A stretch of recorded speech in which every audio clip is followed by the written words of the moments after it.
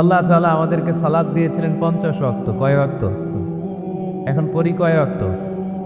তো 50 ওয়াক্ত মেরাজের রাতে নামাজ নিয়ে যখন নামতেছেন, মুসা আলাইহিস সালাম বললেন, আল্লাহ আপনাকে কি দিলেন? গিফট। আল্লাহ নবী সাল্লাল্লাহু আলাইহি ওয়াসাল্লাম বললেন, আমাকে গিফট হিসেবে দিয়েছে 50 ওয়াক্ত নামাজ। কয় ওয়াক্ত? 50 ওয়াক্ত। মুসা আলাইহিস সালাম বলে, সর্বনাশ, বলেন কি 50 ওয়াক্ত পড়বে না?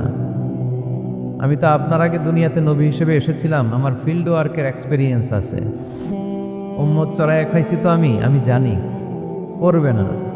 আপনি যে দেখেন কমায় আনা যায় কিনা। পড়ি নাকি আমরা? 5 ওয়াক্ত তো পড়ি না, ঠিক কিনা? তো গেলেন যে বললেন, আল্লাহ মুসা আলাইহিস সালাম তো বললে যে পড়বে না আমার উম্মত, কমায় দেন না। আল্লাহ 5 ওয়াক্ত কমায় 45 ওয়াক্ত দিলেন। আবার নেমে আসলেন কত? 45। মুসা আলাইহিস সালাম বলে, আবার যান, আবার পড়বেন? হ্যাঁ পড়বে না, কমায় নেন, ভালো হবে। আবার গেলেন, আবার 5 কম। আবার আসলেন, সেদিন মুসা আলাইহিস সালাম বললেন, আবার যান, পড়বে না। আবার গেলেন, 9 বারে 5 নং 45 ওয়াক্ত কমায় দিয়া রাখলেন কয় ওয়াক্ত? 5 ওয়াক্ত নিয়ে আল্লাহর হাবিব ফিরে আসতেছেন। মুসা আলাইহিস সালাম বললেন, কি অবস্থা? কয় রাকাত? কয় ওয়াক্ত? আল্লাহর হাবিব বললেন, এবার দিছে 5 ওয়াক্ত। মুসা আলাইহিস সালাম বললেন, এটাও পড়বে না, ঠিক কিনা? এটাও পড়বে না, কমায় নিয়ে আসেন। এবার আল্লাহ রাসূল সাল্লাল্লাহু আলাইহি ওয়াসাল্লাম বলতে আরম্ভ করলেন, কি বলেন? 9 বার গেলাম, আর কত যাওয়া যায়? আর পারুন না, লজ্জা লাগে, আমার শরম লাগে। সহিহ বুখারীতে এই কথাটাই এসেছে, আস্তাহি মির রাব্বি, আমার এবার লজ্জা লাগে যেতে। শরম বলেও তো একটা কথা আছে। কয়বার যাওয়া যায় আল্লাহর কাছে? সুবহানাল্লাহ পড়েন। লাজুকতা কাকে বলে তিনি শিখিয়েছেন। ছোটবেলায়, শৈশব, কৈশোর, যৌবন, সব সময় তিনি লাজুক ছিলেন। আমাদের মধ্যে লাজুকতা নাই, ঠিক কিনা? ইযা লাম তাস্তাহি ফাসনা মা শি'তা, যখন তোমার লজ্জা থাকবে না, তোমার যা মন চায় তুমি তাই করতে পারবা। এজন্য আমরা যেন এই লাজুকতা, শালীনতার প্র্যাকটিস করি। আল্লাহ তুমি তৌফিক দান করো। আজকে মসজিদ নিয়ে কথা বলবো। কি নিয়ে কথা বলবো? মসজিদ। আহাব্বুল বিলাদি ইলাল্লাহি মাসাজিদুহা, আল্লাহর কাছে পৃথিবীতে সবচেয়ে পছন্দের জায়গা কোনটা বলেন তো? মসজিদ। এবার বলেন তো, আল্লাহর কাছে সবচেয়ে অপছন্দের জায়গা কোনটা? বাজার। কিন্তু এমন বাজার যেখানে জুয়ার আড্ডা বসে, এমন বাজার যেখানে মদ বিক্রি হয়, এমন বাজার যেখানে নর্তকীদের নাচ গান চলে, এমন বাজার যেখানকার ব্যবসায়ীরা পণ্য বিক্রি করার জন্য খালি কসম কাটে। এরকম আসারা নাই? এই বাজারগুলো আল্লাহর কাছে অপছন্দনীয়। এমনি যে আপনারা সুপার শপে যান, টাঙ্গাইলের মুদি দোকানে যান, বাজারে যান, মাছ বাজারে, এটা আবার আল্লাহর কাছে অপছন্দনীয় না। এরকম বাজারে বিশ্ব ইসলামে যেতেন, কিন্তু যেই বাজারে মিথ্যা কসম কাটে বারবার, এরকম আসারা নাই? তাদেরকে লানত দেয়া হয়েছে যারা শুধু কসম কাটে, মুনাফিকরা। সকালবেলা কুরবানির হাটে যাবে গরু বিক্রি করতে, বউরে কয়, বউ একটা দাম কর। বউ বলে, কত কমো? বল যে 50,000। তো বউ কয়, বললাম 50,000। তো এরপর বাজারে যখন নিয়ে গেছে, এক লোক এসে বলতেছে, ভাই গরুটা 40,000 দিবেন? তখন সে বলে, আল্লাহর কসম, সকালবেলা একজন 50,000 দাম কইছে, দেই নাই। সকালে 50,000 কইছে, এরই তো দেই নাই, আপনার 40,000 কেমনে দেই? এরকম ডাকাইত আছে রাডাই। আল্লাহ রাসূল সাল্লাল্লাহু আলাইহি ওয়াসাল্লাম মদিনার খেজুরের বাগান, বাজার পরিদর্শনে গেলেন। যে খেজুরের স্তূপ দেখে আল্লাহ রাসূল সাল্লাল্লাহু আলাইহি ওয়াসাল্লাম খেজুরের স্তূপে হাত ঢুকাইয়া দিলেন। ঢুকাইয়া দেওয়ার পরে তিনি দেখলেন পানি, ভিতরে কি? আর উপরে শুকনা খেজুর। আল্লাহর হাবিব বললেন, ভিতরে পানি, উপরে শুকনা কেন? কয়, বৃষ্টি হয়েছে। আর বৃষ্টি হলে তো সব জায়গায় পানির সয়লাভ থাকবে। আল্লাহ রাসূল সাল্লাল্লাহু আলাইহি ওয়াসাল্লাম রেগে গেলেন আর বললেন, মান গাশশানা ফালাইসা মিন্না, যে আমাদেরকে ধোঁকা দেয় সে আমার উম্মত হতে পারে। The person who deceives us he is not among আস, যে লোক আমাদের ধোঁকা দেয় সে আমাদের অন্তর্ভুক্ত। মুসলমানরা কি ধোঁকা দিতে পারে? খাদ্যে ভেজাল দিতে পারে? ওজনে কম দিতে পারে? মাছে ফরমালিন দিতে পারে? টেন্ডারবাজি করতে পারে? চাঁদাবাজি করতে পারে? ক্যাসিনোর ব্যবসা করতে পারে? পারে পারে। সেজন্য আমরা যেন ধোঁকাবাজি না করি। ধোঁকাবাজে ভরে গেছে বাংলাদেশ। এই ধোঁকাবাজি থেকে আমাদেরকে বেঁচে থাকতে হবে যদি প্রিয় নবীর উম্মত হতে চাই, ঠিক কিনা? তাহলে আল্লাহ তাআলার কাছে সবচেয়ে প্রিয় জায়গার নাম সবাই বলেন। আর সবচেয়ে অপছন্দনীয় জায়গার নাম বাজার। হাদিসটা সহিহ বুখারীতে এসেছে। এমন বাজার যেখানে মদের আড্ডাখানা, যেখানে ক্যাসিনোর ব্যবসা, হারাম ব্যবসা, ওইটা আল্লাহর কাছে অপছন্দনীয়। আল্লাহর হাবিব সাল্লাল্লাহু আলাইহি ইসলামের একটা অভ্যেস ছিল, তিনি কোনো এলাকায় গেলেই প্রথমে একটা মসজিদ বানায় ফেলতেন। সুবহানাল্লাহ পড়েন। তার মানে মসজিদ কেন্দ্রিক তিনি সব করতেন, মস্ক সেন্টার, আগে মসজিদ তারপরে সব। যেমন তিনি মক্কা থেকে যখন মদিনায় হিজরতে আসবেন, মদিনায় ঢোকার আগে কোবা নামক একটা এলাকায় তিনি কয়েক সপ্তাহ ছিলেন। ওখানে এই 2 সপ্তাহের ব্যবধানে একটা মসজিদ বানায় ফেলছেন, মসজিদে কোবা। মসজিদের নাম কি? প্রতি শনিবারে তিনি মসজিদে কোবায় যেতেন, ওখানে যে সালাত পড়তেন। এবং আল্লাহর হাবিব বলেছেন, কেউ যদি, আপনারা যখন মদিনা শরীফে যাবেন, শনিবারে যদি কেউ সকালবেলা আপনারা যে কোবা মসজিদে যে অজু করে, ঘর থেকে অজু করে যে 2 রাকাত সালাত পড়েন, তাহলে উমরা করলে, একটা মাকবুল উমরা করলে যেই সওয়াব, ওই সওয়াব আল্লাহ আমলনামায় দিয়ে দিবেন। কোবা থেকে তিনি মাইগ্রেট করলেন মদিনায়। মদিনাতে যেও তিনি একটা মসজিদ প্রতিষ্ঠা করলেন। মসজিদটার নাম সবাই বলেন, মসজিদে নববী। আল্লাহ রাসূল সাল্লাল্লাহু আলাইহি ওয়াসাল্লাম খুব চমৎকার লোকেশন বাছাই করতে পারতেন। লোকেশন তিনি দেখলেন কোথায় করলে ভালো হয়, কোথায় কোথায় কোথায়। খুঁজতে খুঁজতে এমন জায়গাটা পছন্দ হলো, সেখানে ছিল পুরাতন খেজুরের বাগান, ধ্বংসাবশেষ, আর ছিল মুশরিকদের কবর। আল্লাহর হাবিব বললেন, মুশরিকদের কবরগুলোরে হাড্ডি আর কঙ্কাল সহ উঠায় ফেলো, উঠায় আরেক জায়গায় দাফন করো। সুবহানাল্লাহ পড়েন। খেজুর গাছগুলো কেটে সমান করো, ধ্বংসাবশেষ ভেঙে মাটির সাথে গুড়িয়ে দাও, এখানে হবে আমার মসজিদ। স্থাপিত হলো মসজিদে নববী। সুবহানাল্লাহ পড়েন। এখানেই 10 বছর বিষ্ণু ঈসা ইসলাম ইমাম ছিলেন, খতিব ছিলেন। এজন্য যারা ইমাম, যারা খতিব, তাদের অনেক দায়িত্ব। তারা বিষ্ণু ঈসা ইসলামের রেখে যাওয়া দায়িত্ব পালন করছে। আল্লাহর হাবিবের যে চাকরি ছিল, ইমাম সাহেবদের একই চাকরি। আল্লাহর হাবিবের যে দায়িত্ব ছিল, ইমাম সাহেবদের একই দায়িত্ব, কিন্তু তাদের বেতনটা বড্ড কম এদেশে, তাই না? সামান্য কিছু বেতন দিয়ে ইমাম মুয়াজ্জিনদেরকে আমরা রাখি, এটা ঠিক না। এজন্য টাঙ্গাইলবাসীদেরকে আমি প্রথম যে মেসেজটা দিতে চাই, ইমাম মুয়াজ্জিন আর খাদেমদের বেতন বাড়ায় দেন। আপনার বেতন বাড়ায় দিবে কে? সভাপতি সাহেব, সেক্রেটারি সাহেব, ক্যাশিয়ার সাহেব, বেতন বাড়ান, ওনাদের বেতন বাড়ায় দেন। আপনাদের জীবনে বরকত দিবে কে? ইমাম মানি নেতা। ইমাম মানি কি? নেতার সাথে যদি আমরা খারাপ আচরণ করি, এটা আমাদের জাতির জন্য কখনোই কোনোভাবে কল্যাণকর হতে পারে না। আল্লাহর হাবিব সাল্লাল্লাহু আলাইহি ওয়াসাল্লাম নিজ হাতে মসজিদ তৈরি করলেন।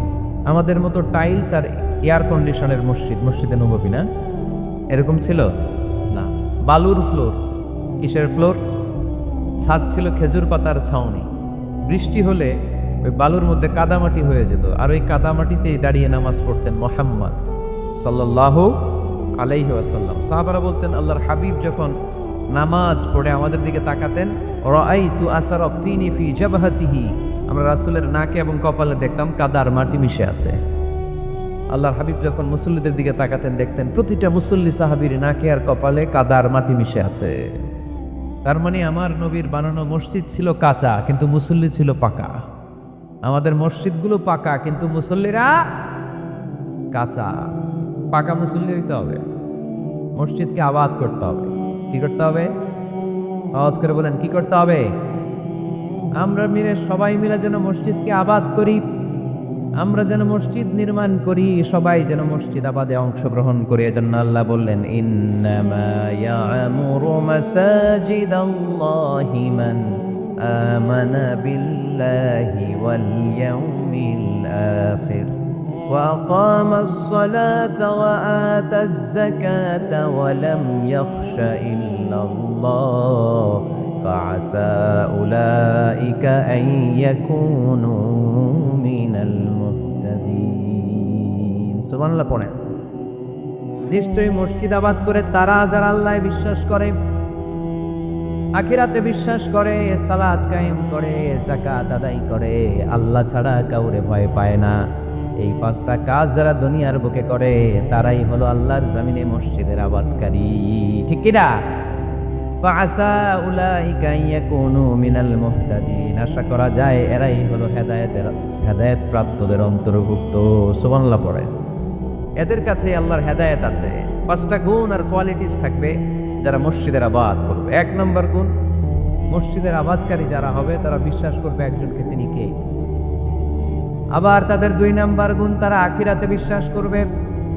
মসজিদ যারা আবাদ করবে তাদের 3 নাম্বার গুণ, তারা মসজিদে যে জামাতে সালাত আদায় করবে, ঠিক কিনা? মসজিদ আবাদ করে কিন্তু মসজিদে যায় না, এরকম আসারা নাই। মসজিদের সভাপতি যায় না, মসজিদে সেক্রেটারি যায় না, ক্যাশিয়ার যায় না, আসারা নাই। এটা কি আবাদ করলেন আপনি?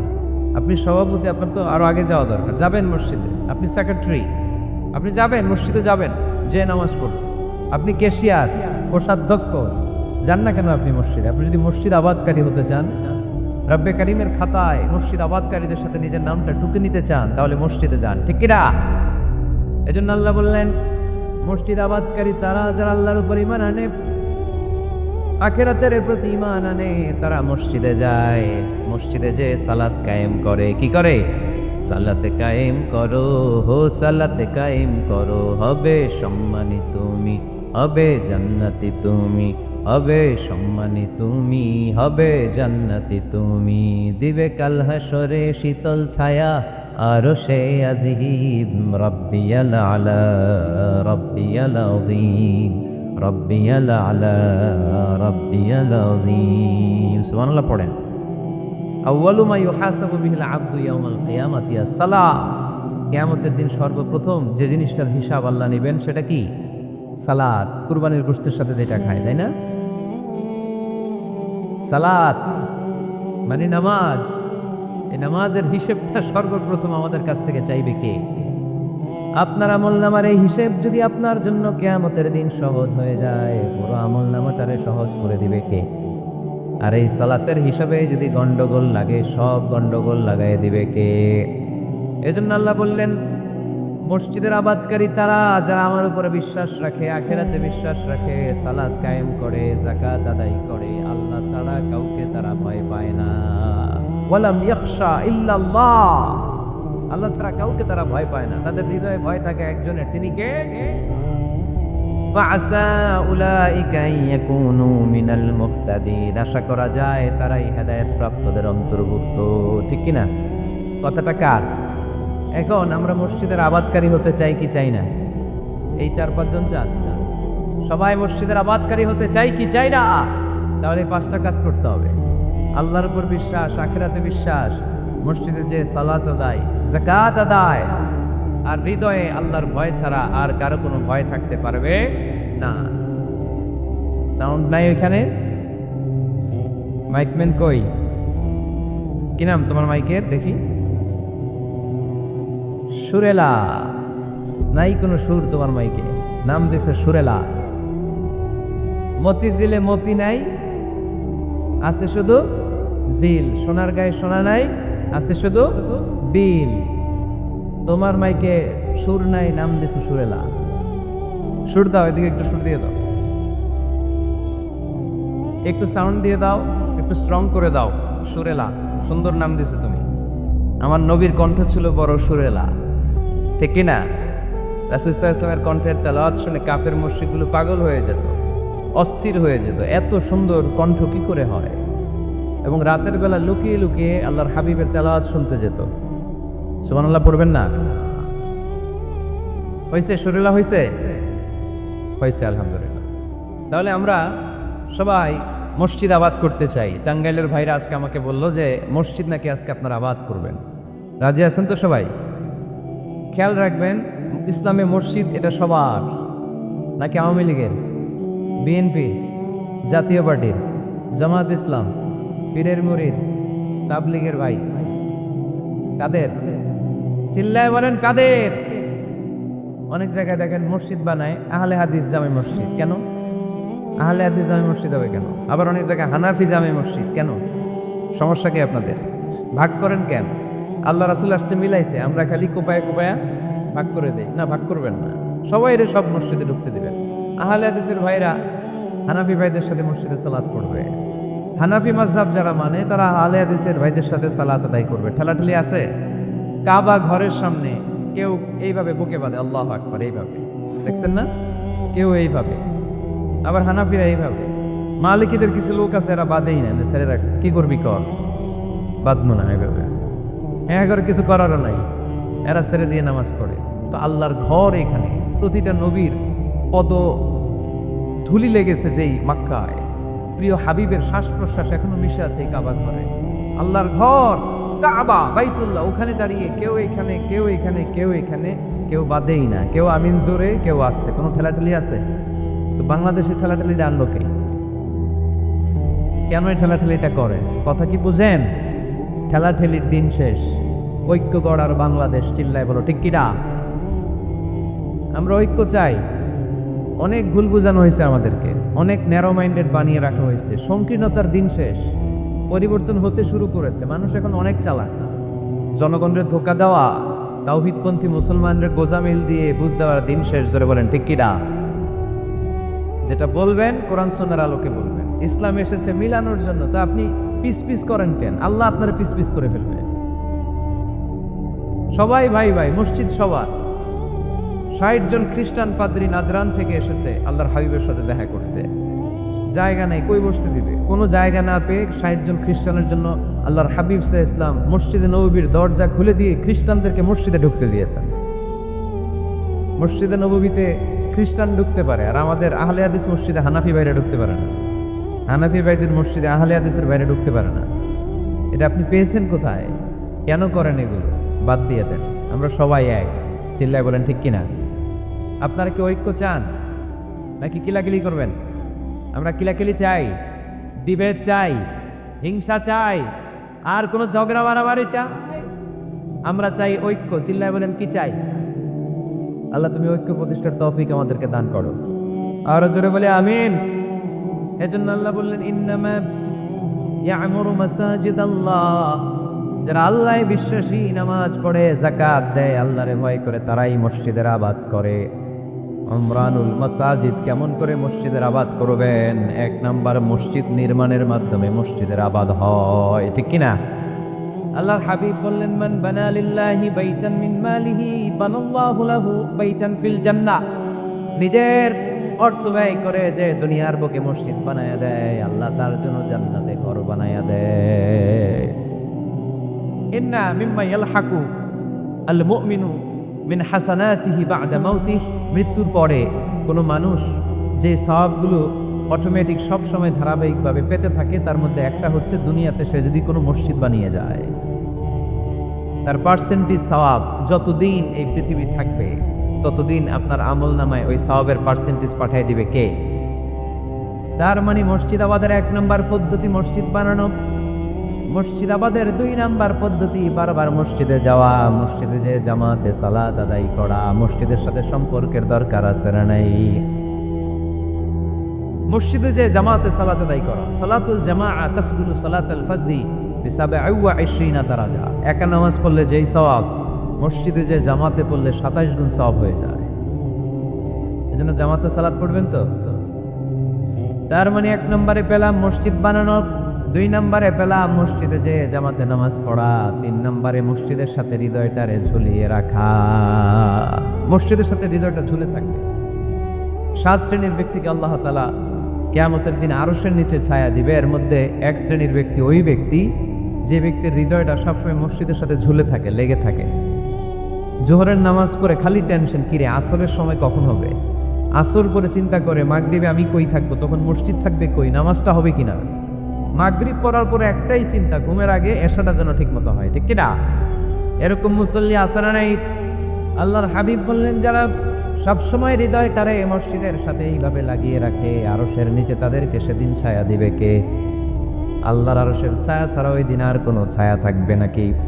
আকাশের সূর্য মাথার কাছে নেমে আসবে, জমিন থেকে তামার জমিন বানিয়ে দেওয়া হবে। জিহ্বাটা তৃষ্ণার চোটে বের হয়ে নাভি পর্যন্ত কুকুরের মতো ঝুলতে থাকবে। মানুষগুলো চিৎকার মারবে, কোনো ছায়া নাই আরশের ছায়া ছাড়া।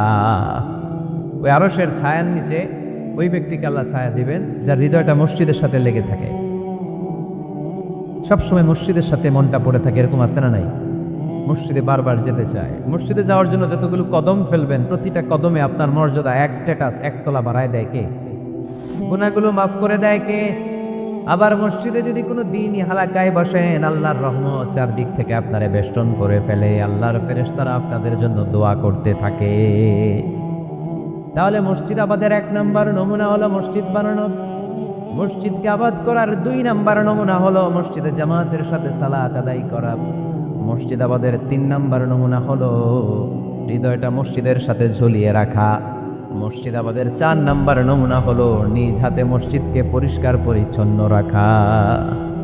মসজিদ ঝাড়ু দিচ্ছেন কে কে? দেখি হাত তোলেন।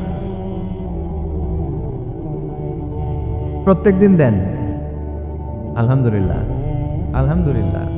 এটা সাইয়েদনা ইব্রাহিম আলাইহিস সালাম আর ইসমাঈল আলাইহিস সালামের ডিউটি ছিল। ডিউটিটা দিছিল কে? চিল্লায় বলেন কে? আল্লাহ বললেন তাহিরা বাইতিয়া লিত-তাইফিনা ওয়াল আকিফিনা ওয়ার রুকআইস সুজুদ। মসজিদেরি ঝাড়ু বারদার ও কামারে হাত শোনো আমার মুনাজাত। পড়েন, শোনো শোনো ইয়া ইলাহি আমার মুনাজাত, শোনো আমার মুনাজাত। পড়েন আমিন। খাদেম ঝাড়ু দিল কিনা? মসজিদের ফ্লোর মুছলো কিনা? মুয়াজ্জিন হুজুর মসজিদ ঝাড়ু দিল কিনা? মসজিদে বালু আছে কিনা? সবাই যে চেক করে। দায়িত্ব কি শুধু খাদেমের আর মুয়াজ্জিনের কাঁধের উপরে নাকি আমাদের কাঁধেও মসজিদ পরিচ্ছন্ন রাখার দায়িত্ব আছে না? নাই। 2 জন নবীকে আল্লাহ বললেন, সাইয়েদনা ইব্রাহিম যাকে উপাধি দিয়েছেন আল্লাহ খালিল, আমার মসজিদ পরিষ্কার করো, বাপ বেটা মিলে ঝাড়ু দাও। সাইয়েদনা ইসমাইল ইব্রাহিম মসজিদ ঝাড়ু দিতে পারলে আপনি কোন লাট সাহেব? কি হয়ে গিয়েছেন আপনি? মনে জ্বালা, যন্ত্রণা, ঘরে মারামারি, শান্তি নাই, মসজিদে চলে যান, মসজিদ মুছে দেন, একটু ঝাড়ু দিয়া দেন, আপনার ঘরের সব অশান্তিরে শান্তি বানায় দিবে কে? মনের জ্বালা যন্ত্রণা দূর করে দিবে কে? এই জন্য হৃদয়ে যদি কষ্ট থাকে, জ্বালা যন্ত্রণা থাকে, অসুখ থাকে, অশান্তি থাকে, মসজিদে যান, মসজিদটা ঝাড়ু দেন, এতিমের মাথায় হাত বুলায় দেন, হৃদয়টারে প্রশান্ত করে দিবে কে? তাহলে এই কাজগুলো করার মাধ্যমে আমরা মসজিদ আবাদ করবো। রাজি আছেন? আপনাদের টাঙ্গাইল জেলায় সবচেয়ে বড় মসজিদ কোনটা?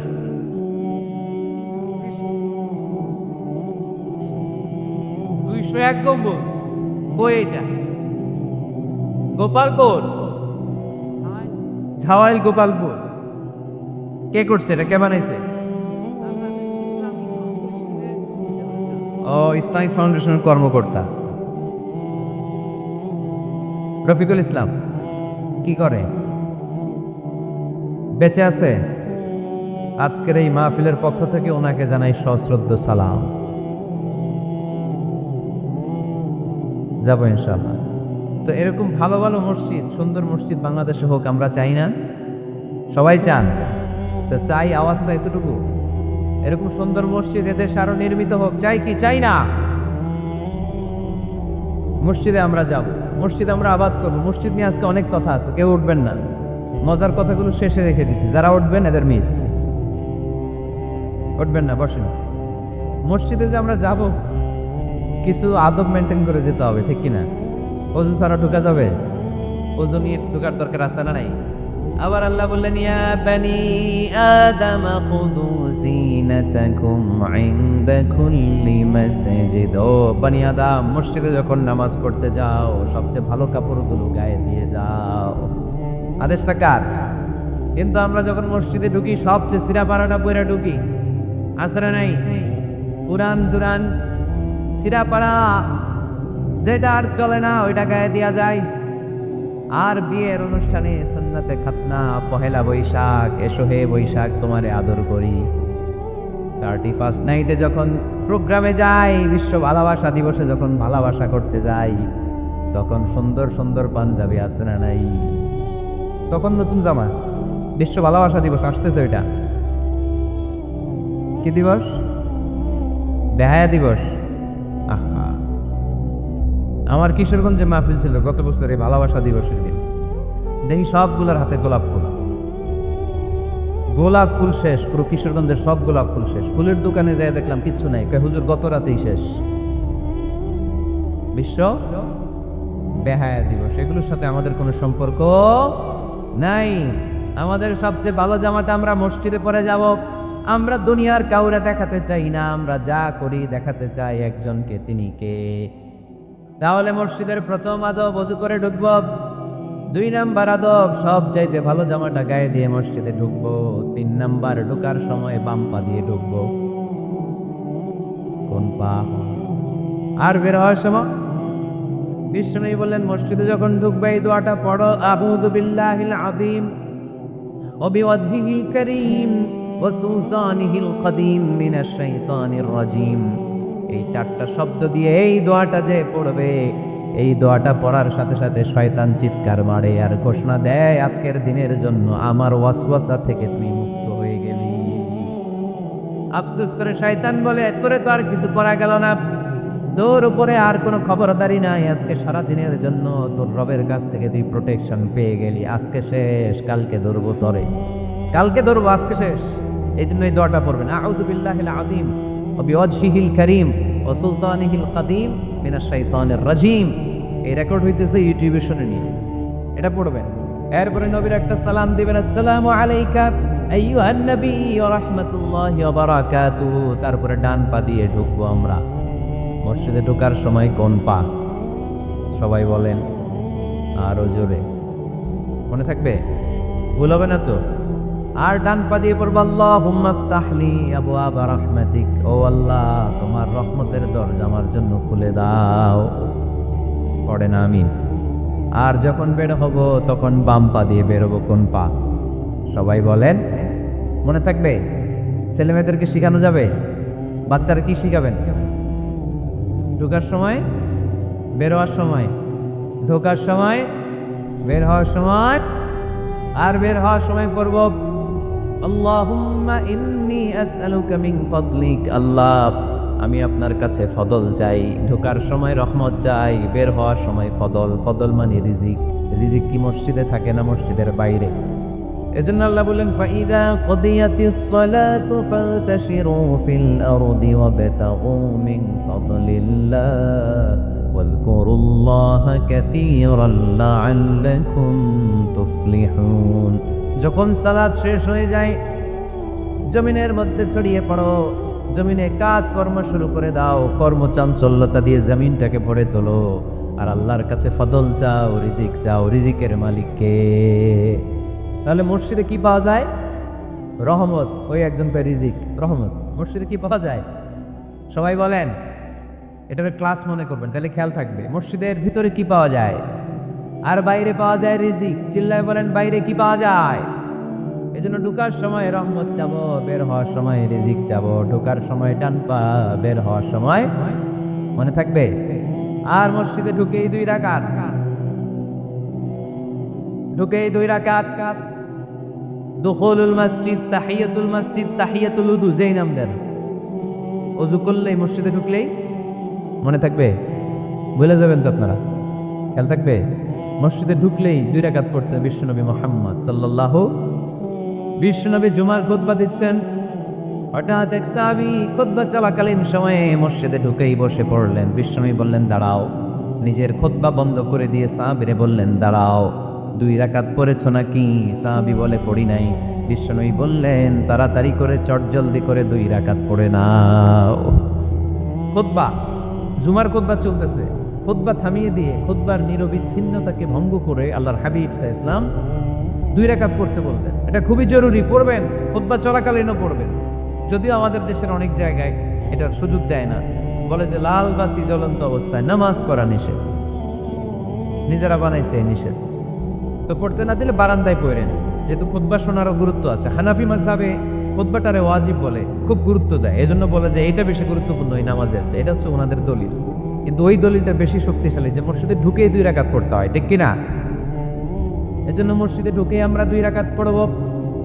তাহলে প্রথমে ওযু করে নিলাম, সুন্দর জামা পরলাম, ডান পা দিয়ে মসজিদে ঢুকলাম, ঢুকে 2 রাকাত পড়লাম। এই সবগুলো আদেশ বিশ্বনবী আমাদের জন্য দিয়েছে, ঠিক কিনা? আবার বিশ্বনবী নিষেধ করেছে কবরের উপর যেন কখনো কেউ মসজিদ না বানায়। লাআনা রাসূলুল্লাহি সাল্লাল্লাহু লাআনাতুল্লাহি আলাল ইয়াহুদ ওয়ান নাসারা ইত্তাখাযু কুবুর আম্বিয়াইহিম মাসাজিদা। আল্লাহ তাআলা ইহুদি নাসারাদের উপর লানত দিয়েছে। কি দিয়েছে? লানত। কারণ তারা তাদের নবীদের কবরের উপরে মসজিদ বানায়, ওইখানে নামাজ পড়ে। কবরস্থানে নামাজ পড়া যায়? কবরের উপরে নামাজ পড়া যায়? বাংলাদেশে আছে না নাই? ছোট্ট এতটুকু মসজিদ, 2 কাতারের এত বড় কবরস্থান, ইয়া লাল শালু নীল শালু, আগরবাতি আর গোলাপ জলের গন্ধে ঢুকা যায় না, আছে না নাই? ওখানে যে আগরবাতি জ্বালায় দেয়, গোলাপ জল ঢেলে দেয়, আছে না নাই? কবরস্থানে বা মাজারে কেন মোমবাতি দেয় মানুষ আমি জানি না। যিনি কবরে শুয়ে আছেন ওনার কাছে কি আলো যায়, মোমবাতির আলো? তো ওনারে দিছেন কেন? এটা তো যে সমস্ত ঘরে এখনো ইলেকট্রিসিটি পৌঁছে নাই, বাচ্চারা পড়াশোনা করতে পারে না, এদের ঘরেই না আপনি মোমবাতি দিবেন? তাহলে আপনার বাবার কবরটারে আলো দিয়ে ভরে দিবে কে? মাজারে যে অনেকে টাকা দেয়, মানত করে, মাজারে টাকা দেয়া যায় না, মানত করা যায় না, মানত করতে হয় একজনের নামে। চিল্লায় বলেন তিনি কে? খবরদার, এগুলো থেকে সাবধানে থাকতে হবে।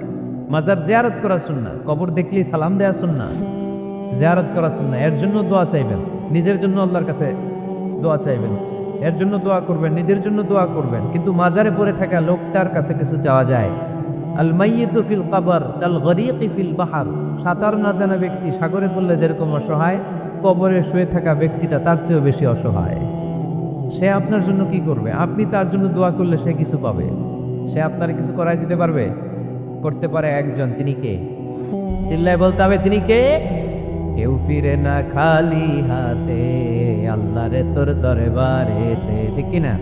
পড়েন সবাই, কেউ ফিরে না খালি হাতে, আল্লাহরে তোর দরবারেতে। এজন্য কবর কেন্দ্রিক কোনো মসজিদ নাই। আগে মসজিদ, পরে হবে কবর। যেমন বিশ্বনবী আগে তৈরি করেছেন মসজিদে নববী, তার পাশে হয়েছে বিশ্বনবীর কবর, তার বাম দিকে হয়েছে বাকিউল গারকাত, বাকি কবরস্থান মাকবারাতুল বাকি, যেখানে বিশ্বনবীর স্ত্রীরা শুয়ে আছেন, সাহাবারা শুয়ে আছেন রাদিয়াল্লাহু তাআলা আনহুম ওয়া আনহুন্না। তাহলে আগে হবে মসজিদ, তারপরে কবর। কবর কেন্দ্রিক কোনো মসজিদ বানানো যাবে? মনে থাকবে এটা। টাঙ্গাইল এরকম আছে যে আগে কোন আল্লাহর ওলির কবর ছিল, এর উপরে বিশাল মসজিদ বানাইতেছে, আছে? নাই? আলহামদুলিল্লাহ, খুব ভালো। কবর কেন্দ্রিক মসজিদ বানাবেন না, মসজিদ আর কবরস্থানে গ্যাপ রাখবেন, তা না হলে ভেজাল হওয়ার সম্ভাবনা আছে না নাই? এরপরে বিশ্বনবী মসজিদকে ক্লিন রাখতে বলেছেন। আমার রাসূলুল্লাহ সাল্লাল্লাহু আলাইহি ওয়াসাল্লাম বিবিনাইল মসজিদি ফি দুয়ার ওয়া আন তুনাযযাফা ওয়া তুতায়্যাবা। আল্লাহর হাবিব বলেছেন, এলাকায় এলাকায় তোমরা মসজিদ বানাও, মসজিদগুলোরে পরিষ্কার রাখো, আতর আর সুগন্ধি দিয়ে তোমরা পারফিউম করে দাও। মসজিদটারে সুগন্ধযুক্ত করে রাখবেন, পারফিউম করে রাখবেন। আরব দেশে মসজিদে বাখুর জ্বালিয়ে দেয়, উদ জ্বালিয়ে দেয়, মসজিদে ঢুকলেই কলিজাটা ঠান্ডা হয়ে যায়, নামাজ পড়তে মনে হয়, কোনো দুর্গন্ধ নাই। এজন্য মসজিদ পরিচ্ছন্ন রাখার দরকার আছে না নাই? এরপরে বিষ্ণু ইসলাম বললেন, মসজিদের সর্বশেষ আদব হলো তোমরা যখন মসজিদ বানাবা, খবরদার মসজিদকে অতিমাত্রায় ডিজাইন করা যাবে না। অতিমাত্রায় ডিজাইন করা যাবে না। আমরা এতই ডিজাইন করি, কোনটা মসজিদ আর কোনটা কমিউনিটি সেন্টার চিনাই যায় না, আছে না নাই?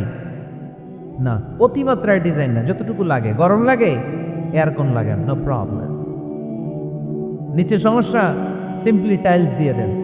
কিন্তু লাইটিং ফাইটিং, লাল নীল বাতি, এই কারুকার্য ওই কারুকার্য, এটা করতে নিষেধ করেছেন মুহাম্মদ সাল্লাল্লাহু।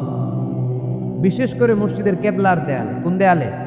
কেবলার দেয়ালে কোনো ঘড়ি থাকতে পারবে না, কোনো ক্যালেন্ডার থাকতে পারবে না, সব পিছনে। ইমাম সাহেব ঘড়ির টাইম দেখে নেবে। সামনে ক্যালেন্ডার থাকলে নামাজের সময় ক্যালেন্ডারের ভিতরে যে মাদ্রাসা মসজিদ, ওইখানে নজর পড়ার সম্ভাবনা আছে না নাই? বিভিন্ন জিনিস লেখা থাকে, নামাজও পড়ি, ওইটাও পড়ি, আছে না নাই? নামাজ পড়ে কয়টা বাজলো, ঘড়ির দিকে নজর পড়ার সম্ভাবনা আছে না নাই? এই জন্য কেবলার দেয়ালটা যদি সাদা মাটা রাখা যায় সেটাই ভালো। আপনার নজর থাকবে সেজদার দিকে, ডানে একটা নজর দিলে আল্লাহ বলে ফিরে আয়, সেজদার দিকে তাকা। আরেক দিকে নজর দিলে আল্লাহ বলে ফিরে আয়, সেজদার দিকে তাকা। আবার যদি টাইলসের দিকে নজর দেন, আল্লাহ বলে ফিরে আয়, সেজদার দিকে তাকা। আবার যদি নজর দেন, আল্লাহ রেগে যে বলে লা হাজাত আলী ইলা সলাতিক, তোর এই নামাজের কোনো দরকার আমার নাই। যে আল্লাহ তাআলাকে খুশি করার জন্য সালাত পড়তে আসলাম, উনি যদি বলে তোর এই নামাজের দরকার আমার নাই, তো কার জন্য সালাত পড়লেন আপনি? এজন্য মসজিদের সামনের ওয়ালে যত কম ডিজাইন হওয়া যায়, ঘড়ি, ক্যালেন্ডার ইত্যাদি ইত্যাদি, লেখাজোখা, এগুলো সামনে না, এগুলো পেছনে দিতে পারলে ভালো। ইভেন জায়নামাজের মধ্যেও কাবা ঘরের ডিজাইন আছে না নাই? এটা ইহুদিদের ষড়যন্ত্র। আমরা বোকাশোকা মুসলমান, ওরা সর্বপ্রথম জায়নামাজের মধ্যে কাবা ঘরের ডিজাইন দিছে। কোন ডিজাইন? আর আমরা মুসলমানরা মনের অজান্তে নিজের কাবারে নিজে লাথি মারি। কথা বলেন, কথা বলেন। এই জন্য খবরদার, কোনো মসজিদের ডিজাইনওয়ালা, কোনো কাবা ঘরের নমুনাওয়ালা, মসজিদুল আকসার গম্বুজলা, মসজিদ নববীর কোনো গম্বুজলা জায়নামাজ আমরা কিনবো না। আমরা না কিনলে ওদের ব্যবসা শেষ, ঠিক কিনা? ফ্রেশ জায়নামাজ